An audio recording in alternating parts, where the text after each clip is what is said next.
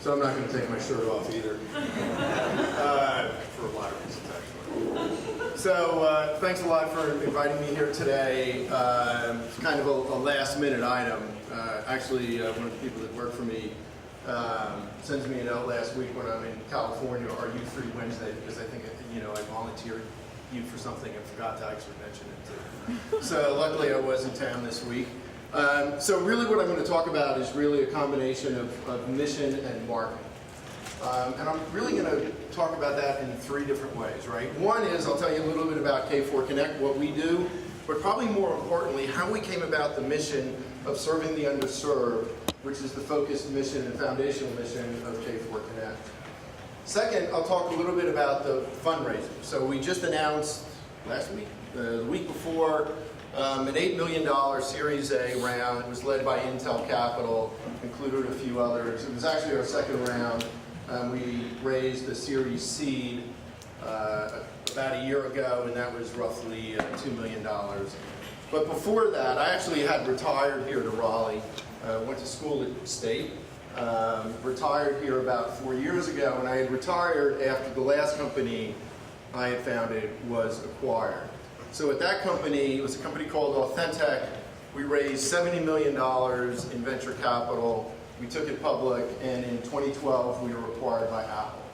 So in fact, we're still the only company, the only public company ever acquired by Apple. And if everybody's familiar with the Touch ID that goes on the iPhone, the iPad, and now the laptops, the Touch ID was developed by Authentic. That was our technology, and they still employ almost all of our people in Florida. So I think it was a real boost to our team and really showed the kind of talent, the technical talent that we had in Melbourne, Florida, that Apple picked them up and actually have been hiring people in Melbourne, Florida, and that's 4 years since the acquisition. So a little bit about K4 Connect. K4 Connect is a mission-oriented company that creates solutions that serve and empower people that are over the age of 65 and those living with disabilities. Now, believe it or not, those over the age of 65 or living with a disability and under the age of 65 already number in the world 1.5 billion people. That's a lot of people, 1.5 billion. And certain demographics, particularly over the age of 65, are growing significantly. So it's going to be a significant challenge going forward, not only in the US where we recognize it, but in parts of Asia like Japan. It's estimated that in the next 20 years, 40% of their population will be over the age of 65. And one of the things that you find is that the demographics that we serve are completely underserved when it comes to technology. So what we've developed is something we call an integrated whole life software platform. So what the freak is that? So we really started the company with this idea of developing an IoT and a home automation technology, a software platform that integrates various home automation products into a single system so that your home is not necessarily always controlled by you, but is responsive to your needs. You're driving home, you walk in the door, things are automatically happening on a daily basis. But we looked at this, and really, for the people that we serve, we combine every aspect of their life into a simple, single, easy-to-use application. And that includes things like what we refer to as always focused on making our clients' lives simpler, healthier, and happier. The simpler element being around home automation. So if somebody that's older is getting up at 2 o'clock in the morning, the lights are coming on automatically. The thermostat's changing automatically. All these things in their home are happening automatically. Somebody in a wheelchair who can't necessarily get to the door very quickly or at all, right now has a video doorbell and a wireless lock, and they're able to see who's at the door and allow them into their home. Now for us, for many of us at least, those are things that are really considered a convenience. But for the people we serve, they make a significant difference in their lives. The other element is healthier. The whole idea of connecting wellness and health products, again, into a single application. So it could be anything from a Fitbit to a scale to a blood pressure monitor to pill reminders. And then the simpler element is just being able to provide connection to their loved ones. So as you get older in some cases, or for another reason, some other reason, maybe have lost some of your mobility, that whole opportunity to stay connected through video chat, through messaging, through picture sharing, right, without being inundated, without worrying about grandma getting ripped off by somebody that's called or a spam email. We bring that together, again, into a single app. And interesting enough, and I never believed this, you hear people say, well, older people don't like technology. But really, people don't give a darn about technology. I mean, you think about the Touch ID, right? It's super easy to use, right? So you don't really even think you're using technology.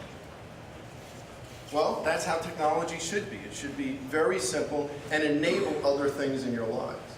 My daughters, who are all older, use the heck out of technology, but I don't remember them ever talking about necessarily the technology itself. They talk about what it does for them. So I long believe that if you design it for the person and you provide functionality that they value, they will in fact use it. And the analogy I use is that my three daughters' grandmother does not wear the same clothes that they did, which we're actually exceedingly thankful for, but that doesn't mean she doesn't like clothes. She likes clothes that are useful, provide her utility, that she thinks she looks good in, right, et cetera. And so if you design technology in that framework, right, where it's something that they can use and something that they find value in, people will use it. So I will tell you, right now our first product is called K4 Community. It goes into senior living communities. And we have, you know, several hundred clients, residents that use our product. I will tell you that 100% of the residents in the communities that we're in use the home automation features. That means thermostats are changing, lights are coming on, right? Notices are going out if there's a problem. 100% because they find value in it. And 77% are using the application to play games, to share pictures, to use for their remote control for their TV. 77%. So think of any demographic that you may target as a startup, and you find that 77% of your target demographic, in our case, we serve, we don't target, but of your target demographic, use your app. I think you'd be pretty happy, and those would be pretty good numbers. So again, if you design it for the person, you know, they will in fact use it. So let me tell you very quickly, though, the story of coming to start another company in K4 Connect.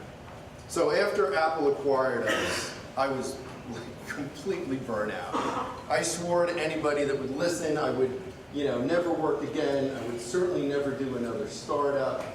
This was down in Melbourne, Florida. I wanted to be involved in startups, but not do one. And so the whole idea was my wife and I moved here. I went to school here. I knew, you know, people, or at least a few people I knew. It was a burgeoning entrepreneurial startup community. And my wife, who I met in college, we've been married 36 years, she was from North Carolina. So she loved the whole idea of coming back here. So we came back. I was exceedingly involved in startups, including here. Actually, it was when it was truly underground, in the underground. And so I really helped anybody that needed help with their startup. I didn't take money, I didn't take stock. It was just really the whole idea of giving back. And so then one day I went on a trip with Hope International, which is a microfinance organization. And the local representative is here today, Erica Quayle, a very good friend of mine. And I'm on the regional board of Hope International. And I went on a trip to Rwanda with Hope. Now, I had been to Rwanda several other times in my life, mainly on mission trips, and mainly in the west part over by Congo. But this trip was really to see the good that Hope was doing and then bring back that, what's called the vision trip, bring back what I saw to others here and share the good that Hope is doing. So we actually, I don't know, halfway through the trip, we went to this coffee shop. And this coffee shop was owned by this lady named Jennifer. And Jennifer had gone over right after the genocide with the idea to open an orphanage. And she ended up opening 15 orphanages. And she started cooking cakes for the kids at the orphanage for birthdays and things like that. And the next thing you know, she ends up starting a little business as a bakery, cooking cakes for the people around Kigali. She then buys this coffee shop and turns it into a coffee shop / bakery and only employs battered women with the idea to train them to be bakers. And then they could go back to their villages and open up their own bakeries and be their own startup entrepreneurs. And Hope was involved in that because they were the finance, not only behind the coffee shop, but they were the financial arm that provided these formerly battered women the opportunity to start their own companies. So you meet a person like this, and you're like I'm an idiot. Like, this is completely embarrassing. I mean, this person is so good in doing so many things, and I'm sitting back, in Raleigh, and yes, I think I'm doing good things, but it's nothing like this person. And then she's walking around outside, and she has a little area that's just dirt. It's about a quarter of the size of this. And she was talking about expanding the coffee shop. And she said, I can use the proceeds from that to further God's will in other ways. And it was just like, wow. So when I got back here, I spoke to my wife and I said, look, I'm not burnt out anymore. I still have a lot of energy left. I'm not dead yet, and I'm not doing enough. I have so many blessings in life, whether it's been the career, my children, my wife, and so many other things, that just being born, frankly, in the U.S. is a blessing. And maybe people don't realize it, right? But it is truly a blessing, because there are a lot of other places I've been that you could have been born and you weren't.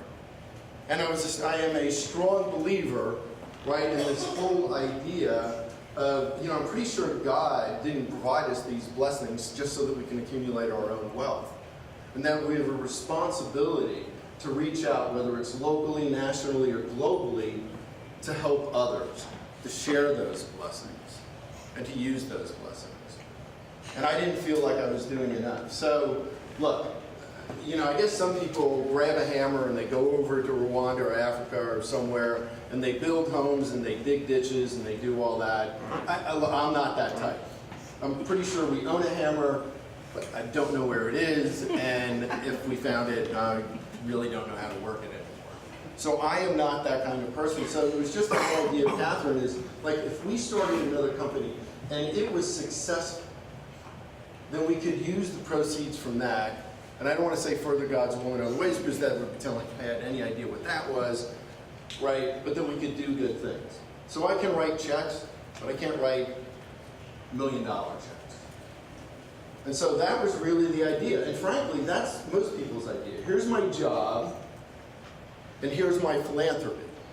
And they have nothing, in fact, to do with one another. And so that's how we actually started the company. K4 Connect, and K4, by the way, stands for Catherine, Kelsey, Kristen, and Courtney, my wife and my 3 daughters. And it was really this whole idea of developing an IoT home automation platform that could make the story of home automation real. So when we started Authentic, we probably had 50 competitors. And the idea of what you could use a fingerprint sensor for was well known. But I didn't think anybody out there had developed the technologies to actually make that story real. They didn't work very well, they were hard to use, they were too expensive, et cetera, et cetera. And we had a technology that we actually thought could make the story real. And it is. I mean, when you do use that Touch ID, it's exceedingly easy to use. Except when we were acquired by Apple, we had 230 patents. So sometimes making something unbelievably simple is exceedingly hard. And to me as an entrepreneur, that is the opportunity. It gives you a competitive advantage. It's a differentiation. It's not just another app that a bazillion other people could do. It was foundational technology. And that was the idea that we had behind K4 Connect. Was let's develop these technologies that could actually make this idea of home automation real, because I thought the products and the technologies out there to date sucked. Weren't very good. So that was really the idea. And so we started the company in that vein, and for a year and a half, all we did was work on the technology. It was very open, it could interface with anything. I don't care the communication protocol, I don't care the standard, I don't care who makes it, I don't care what it is, we can integrate it with. It was exceedingly scalable. We could run on a little chip in a home, what people now call the edge, or we could run in the cloud on a bank of servers. And we were very modular, and it gave us the ability to play across multiple end markets. Because I didn't really want to start a company, figure I'd pick the wrong market and have to pivot or crash 2 years from now. So we could play in the home, small, medium businesses, enterprises, even hotels. And that's how we designed the architecture and the technology. And so as I was starting to look at the market, now that we had filed a bunch of patents, I started to look at what market are we going to take this into first. And I just happened to have a coffee over at Morning Times with a guy named Eric Braun. He was introduced to me by a mutual friend. And Eric was an advocate for the homeless. And if you're ever in downtown Raleigh, there are quite a few homeless. And it always bothered me. It's like, what can I do to help people, right, that I'm walking by every day? And so I took the coffee. Eric talked about his advocacy. And at the end of it, he asked me what K4 connected. And I told him, and I gave him examples, I won't go through them here, of how it would operate in the home. And he said, that would be a great product for me. I have MS. And that was the first time I realized. He actually had a cane, but it was under the table, and he was at coffee before I was, and I didn't see it. So I went back and I spoke to my co-founder, Jonathan, about this whole idea of this guy I just met. And he has a friend who has MD, and he's told me she had been telling him the same thing. These products can make a big difference in their lives. So the next week, we had another coffee with Eric. It was Jonathan, me, and Eric. And as I kind of introduced Jonathan and was starting on the subject, Eric stopped me and he said, look, and this is a true story. Let me tell you guys why I'm here today. Because right now, I'm using a cane, but I'm not really sure how much longer that'll last because MS is material. So he says, when I wake up in the morning, the way I look at my day is I figure I have the energy for 1,000 good steps in my day. And how I use those steps defines the quality of my life. And then he pointed at us both and he said, you guys can make my life better. So I've never told that story, and I've told it like 80 bazillion times, that I don't get a little tingle. For I feel that if I was called in Rwanda, and honestly on a very personal level, I felt I was called to Rwanda to start another company. I instantaneously knew why the second I met Eric. I knew why. And we knew what our mission would be, which was a mission to serve the underserved, and we'll talk about that later. And that's in every aspect of our business. The people we employ, and we don't have employees. Everybody in our company is called an advocate. Even our investors are called advocates. Because your job at the end of the day is to advocate for our client. That's who we care about. And sometimes, often, the client is different than the customer, the person that's paying. But no matter who's paying, the focus, the mission of the company is to serve the client, that end user, and to advocate for them. I don't care if you're in customer service or a developer. It's to advocate for that client. And that is our mission, bar none. And it's something that we even made exceedingly clear with investors. So that's really where we're at. We're clearly a company that is mission-focused. It is to serve the underserved. Everything that we do is focused on that end user, that client, and making their lives better. all around simpler, healthier, and happier. Because if you think about it, we all want to live a simple life, to be able to get up, to go, to answer the door, to turn on the TV, to turn on a light. We all want to live a healthy life, and we all want to live a happy life. It's just in certain cases, there's the opportunity, right, to provide technology that will enable that to happen when it may not be otherwise possible. That's what we do. So let me talk, I'll switch completely subjects here for a second and talk about fundraising. So we raised $8 million recently, $2 million before that, and it's $70 million at Authentic over 4 different rounds. I will tell you, startups take a lot of money. I always joke with people, it's not really a joke, that at Authentic, although we've raised $70 million over 4 rounds, I can tell you that we raised our last round exactly 4 times, right? So every time I was always out there, oh, we will never, spend all this money, we'll never need more. Luckily, we had investors that knew I was an idiot, and I had plenty of dry powder to come back on the later rounds. But let me tell you this, fundraising is unbelievably hard. It is really, really hard. And I don't care who you are. I am pretty darn sure, right, that if you're an African American, it's hard. If you're a woman, it's harder. If you didn't go to Stanford or Harvard, it's harder. If you're not from Silicon Valley or live in Silicon Valley now, it's harder.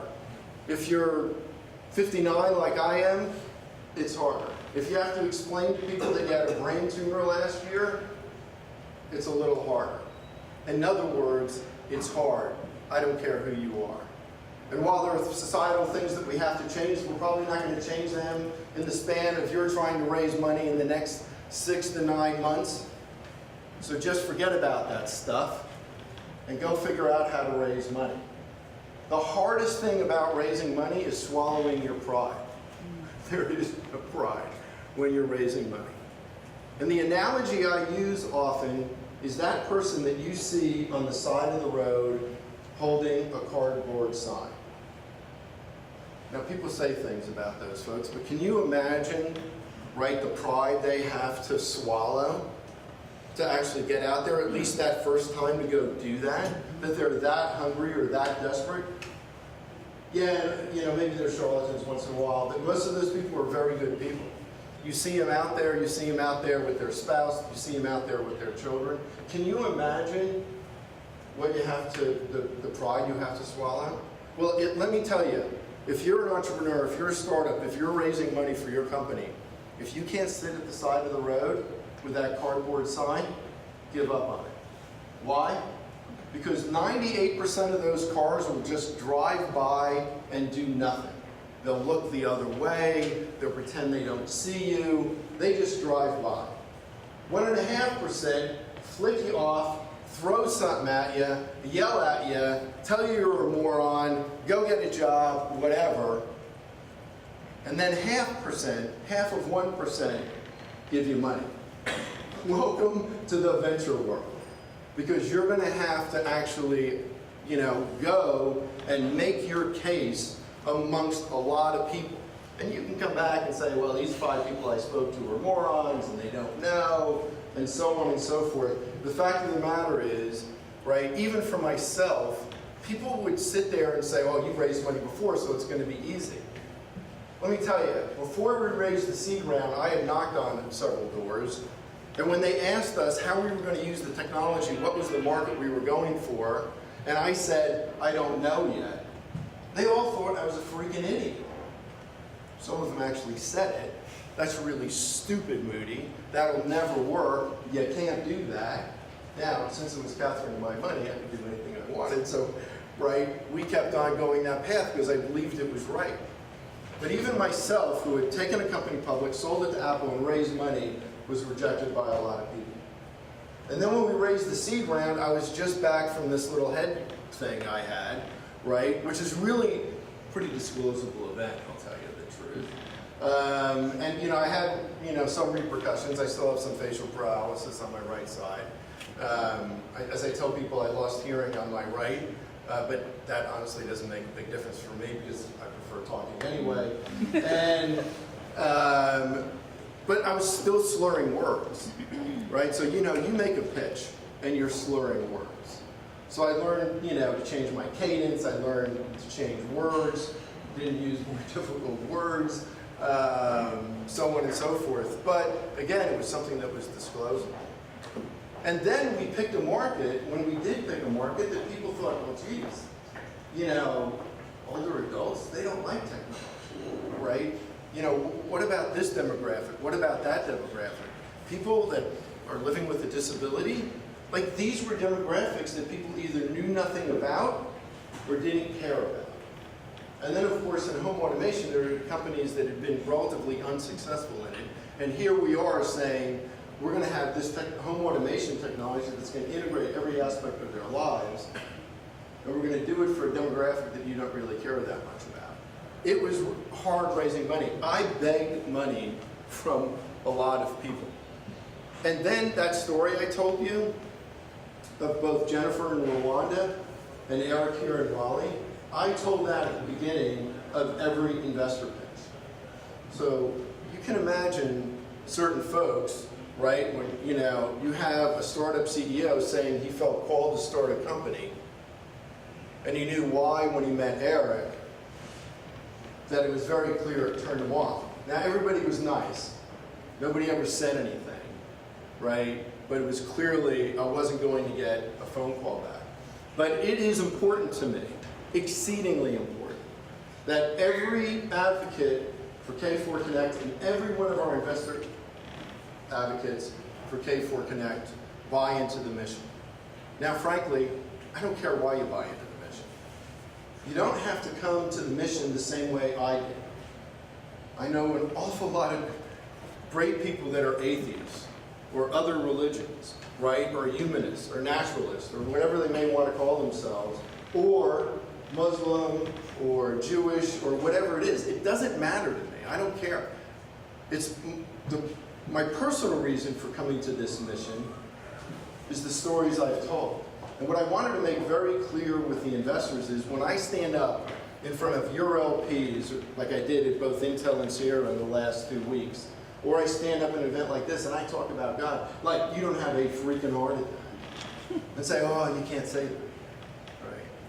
That's who I am. That's how we got there. And I want people that are as passionate about serving the people we serve as I am, for whatever reason or however they got to that mission.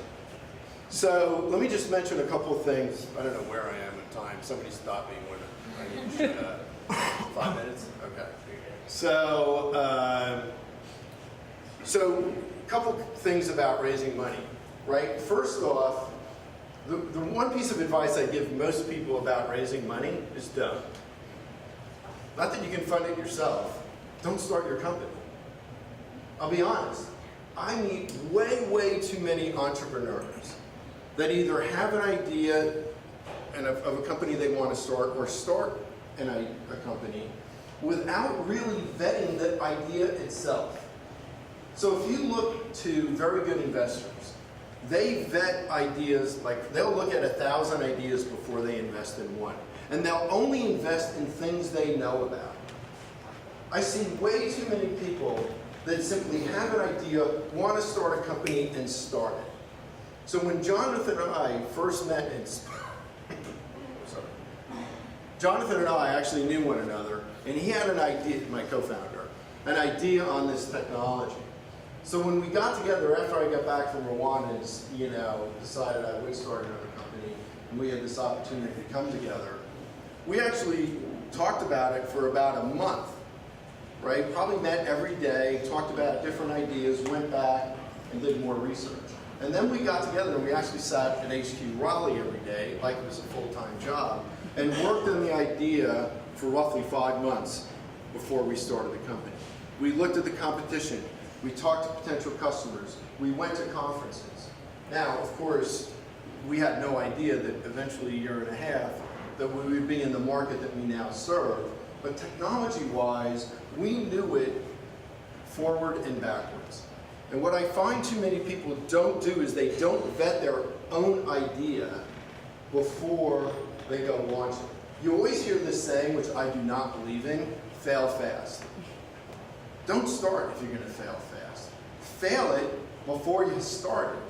Vet it before you start it. Because the worst thing to do is start this company, raise other people's money, realize 6 months, this isn't going to happen, and either dump it or for the next 2 years work on something that you pretty much know is not going to be a big hit.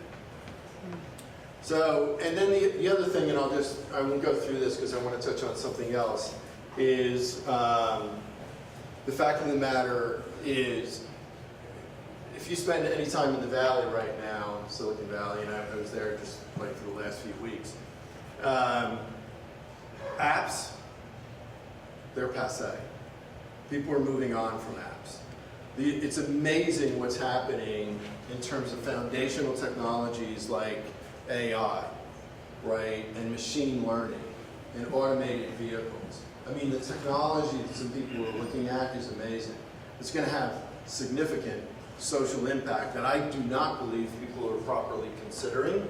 But the fact of the matter is, there are technologies coming down the vein, right, the line, that are just really, truly revolutionary.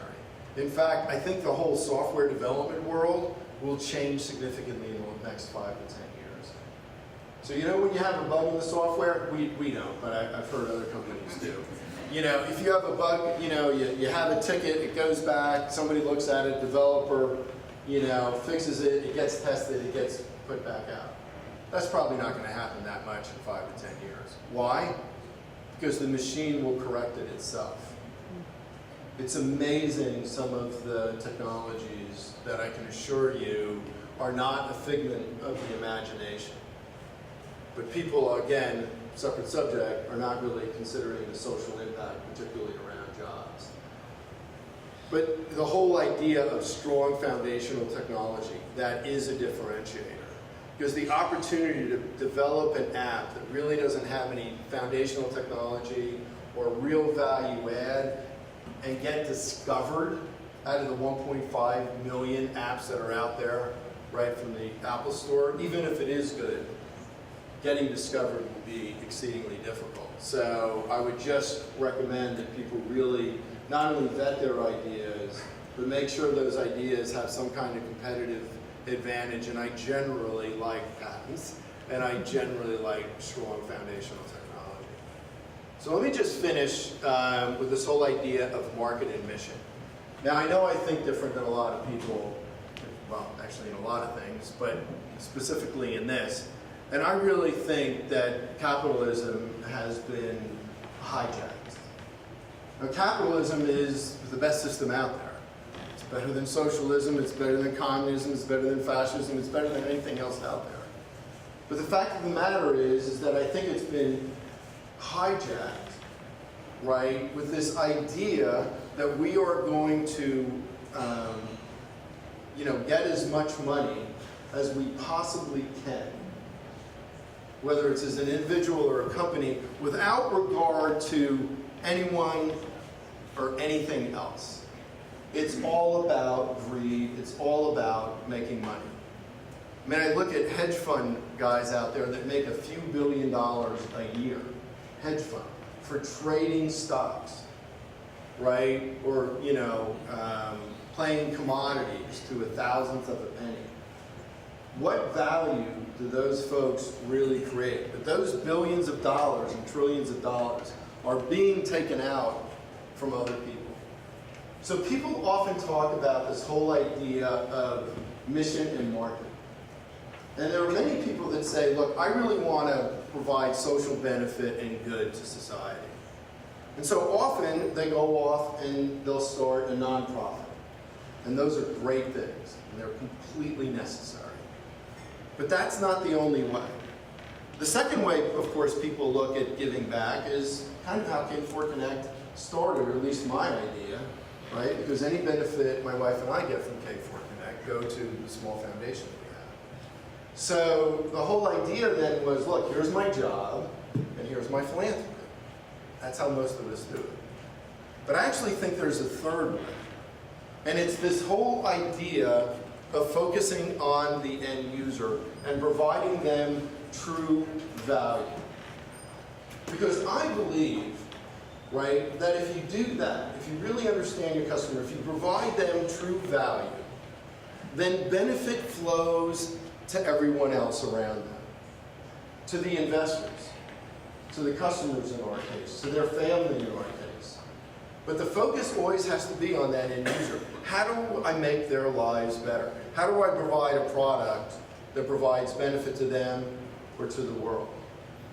Without just focus on my own personal wealth or creating wealth for the investors. Let me tell you, it's a hard pitch sometimes to make with investors, but whether it's Intel Capital or Sierra Ventures or RGA or Lowe's Corporation, we made it exceedingly clear our mission was to the client. And why do we have investors? Because we want to serve as many people as possible, as fast as possible. And the only way we're going to do that is with capital. And the profits, reasonable profits, not grotesque profits, not profits to the negative of everybody, to our clients, to our advocates. Reasonable profits are basically the green field that allow that mission to continue long after I croak. That's our objective. That's why we have investors. And the whole thing is associated with reasonableness. This whole idea of CEOs that make hundreds of millions of dollars, investors, when you read the Wall Street Journal, and you really look, and you see when one company's buying another or somebody's buying stock, how many times do they use the word bet? Most of the time. Versus invest. So as we grow, we have a small operations. It's in our offices in Raleigh right now. But as we grow, we'll expand that operations, and we will put it in an underserved area of North Carolina. It could be southeast Raleigh, it could be parts of Durham, it could be over in eastern North Carolina. Now I've had people ask me, well, you could do that offshore. Yeah, we could, but we're not. We're going to pay our people reasonable wages so that they can live. We will give them a 401k, we will give insurance. Can we make more money if we did not do that? Yes.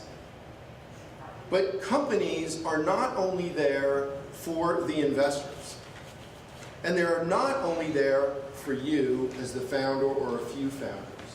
They are there for all of your stakeholders, your customers, or in our case, our clients, your investors, your employees, even your partners, and certainly the community, whether it's the community at large or the environment. Corporations have a responsibility. And we as individuals that run those corporations, whether it's a small corporate startup or it's a large technology company, we have a responsibility to all our stakeholders. And I think a lot of the challenges that we have in society right now is we've forgotten about that. It's been this focus on just making money, whether for ourselves or a few. And that, frankly, needs to stop. So that was, any questions?